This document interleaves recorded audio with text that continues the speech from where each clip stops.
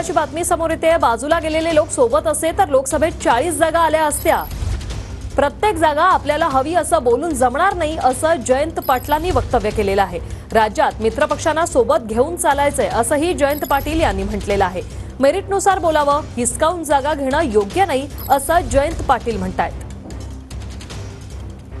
काही लोक बाजूला गेले, ते जर बरोबर राहिले असते तर हा आकडा 38-40 पर्यंत गेला असता।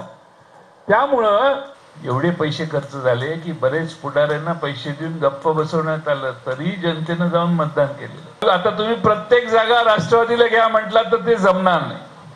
उगाच तुम्हाला या अंधारात ठेवणं बरोबर नाही। आपल्याला शिवसेना आणि काँग्रेस आणि राष्ट्रवादी आपले मित्र पक्ष आहेत, त्यांनाही बरोबर महाराष्ट्रात घ्यायचंय। त्यामुळं आपण देखील मेरिटनं बोललं पाहिजे आणि हिसकावून जागा घेणं म्हणजे महाविकास आघाडीचे चान्सेस कमी करणं।